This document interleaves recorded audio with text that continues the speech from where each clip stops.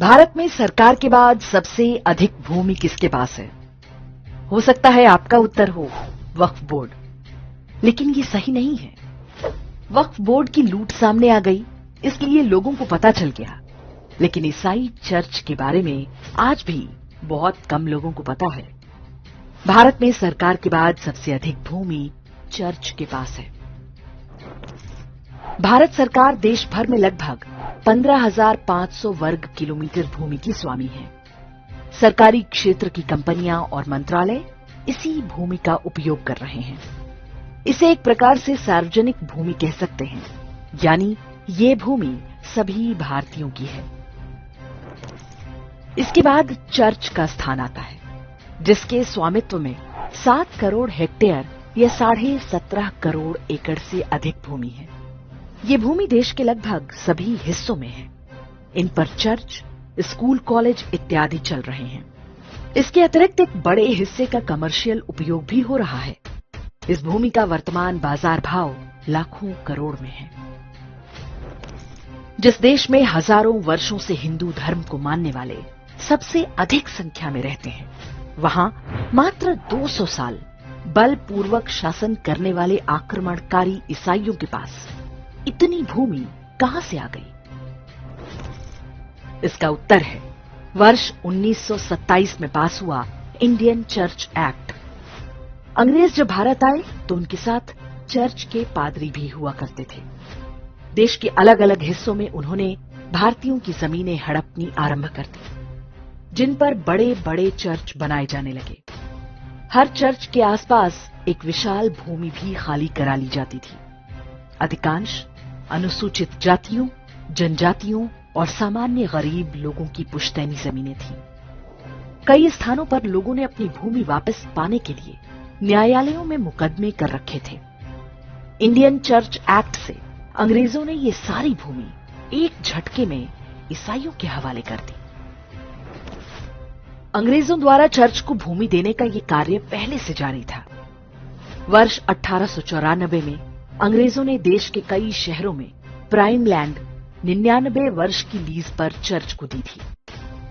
स्वतंत्रता के बाद ये जमीन भारत सरकार को स्थानांतरित हो जानी चाहिए थी, लेकिन जवाहरलाल नेहरू ने कोई प्रयास नहीं किया। वर्ष 1993 में 99 वर्ष की लीज भी समाप्त हो चुकी है, लेकिन चर्च ने अपना कब्जा नहीं छोड़ा। चर्च इन भूमि के किराए से ही करोड़ों रुपए कमा रहा है। उदाहरण के लिए दिल्ली में YMCA और YWCA के इन भवनों को देखें। कनॉट प्लेस जैसे महंगे एरिया में ये दोनों होटल नुमा गेस्ट हाउस चल रहे हैं। यहाँ कई ऑफिस भी चल रहे हैं, जिनका लाखों करोड़ों रुपए का किराया आता होगा। देश के लगभग सभी बड़े शहरों में ऐसी ही प्राइम प्रॉपर्टीज चर्च के पास हैं। सहज ही अनुमान लगा सकते हैं कि इनसे मिलने वाले धन का प्रयोग भारत में हिंदू विरोधी गतिविधियों, धर्मांतरण और अंधविश्वास फैलाने में हो रहा होगा। तो अब केंद्र सरकार चर्च से ये भूमि वापस क्यों नहीं लेती? इसका उत्तर ये है कि 1947 में ये काम बहुत सरल था, लेकिन आज कोई सरकार इस भूमि को वापस लेना चाहे तो पूरा अंतर्राष्ट्रीय ईसाई नेटवर्क सक्रिय हो जाएगा। ये एक प्रकार का ब्लैकमेल है।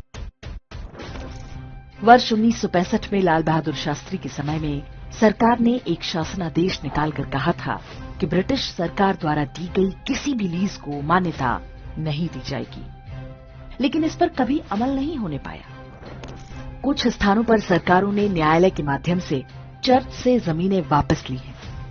2019 में बेंगलुरु में ऐसी ही एक भूमि पर सेना ने दावा किया ताकि वहां पर मेट्रो स्टेशन बनाया जा सके। भारत की सेकुलर शासन व्यवस्था ने एक ओर चर्च की अवैध कब्जे वाली जमीनें तो उसी के पास रहने दी, दूसरी ओर पारंपरिक रूप से भारत के शासक रहे राजे रजवाड़ों की संपत्तियों पर कब्जा कर लिया। इनमें से अधिकांश वे हिंदू राजा थे जिन पर मंदिरों और गुरुकुलों की देखरेख का उत्तरदायित्व होता था। जब राजा की ही संपत्ति छीन ली गई तो वो मंदिरों की चिंता कैसे करेगा? इंदिरा गांधी ने राजाओं को मिलने वाला प्रीवी पर्स बंद करके बची कुची कसर भी पूरी कर दी। इस प्रकार हिंदुओं की पूरी आर्थिक और सामाजिक व्यवस्था चरमरा गई। सरकारें चर्च की भूमि लीज अवधि बीतने के बाद भी खाली नहीं करा पाती, लेकिन हिंदू मंदिरों की भूमि पर गिद्ध दृष्टि जमाए रखती हैं। देश भर में आए दिन सरकारों द्वारा मंदिरों की भूमि पर कब्जा करने के समाचार आते रहते हैं। हाल ही में तमिलनाडु के कलाकुरिची जिले का कलेक्ट्रेट बनाने के लिए हजारों वर्ष प्राचीन अर्धनारीश्वर मंदिर की 35 एकड़ भूमि सरकार ने अधिग्रहित कर ली। हिंदुओं के कड़े विरोध के बाद भी तमिलनाडु हाईकोर्ट ने भी इस निर्णय पर मुहर लगा दी। चर्च और वक्फ की दादागिरी और हिंदुओं के साथ हो रही सरकारी लूट, ये इस बात का साक्ष्य है कि भारत स्वतंत्र तो हुआ, लेकिन वास्तविक शक्ति उन्हीं के पास है जिन्होंने सदियों तक हमें लूटा और नरसंहार किया। कोई भी देश जब स्वतंत्र होता है तो सबसे पहले अपनी परतंत्रता की निशानियों को मिटाता है, लेकिन भारत के लोगों को अपनी गुलामी पर गर्व करना और हीन भावना सिखाई गई। 2014 के बाद इस स्थिति को बदलने का प्रयास हो रहा है। आशा है देश भर में जमीनों पर चर्च और वक्फ के अवैध कब्जों को हटाने का काम भी प्राथमिकता के साथ किया जाएगा। सदियों तक चले गए हिंदू समाज का धैर्य अब समाप्त होता जा रहा है।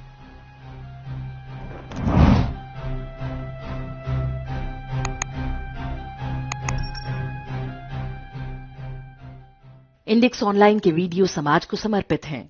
आप इनको डाउनलोड करके जैसे चाहे वैसे प्रयोग कर सकते हैं। चाहे तो आप हमारे टेलीग्राम चैनल से जुड़ सकते हैं। वहां सारे नए पुराने वीडियो आपको मिल जाएंगे। हमारे सोशल मीडिया लिंक हर वीडियो के डिस्क्रिप्शन में होते हैं। हमारा एकमात्र उद्देश्य हिंदू समाज को जागृत और एकजुट करना है। इसमें सहभागी बने। धन्यवाद।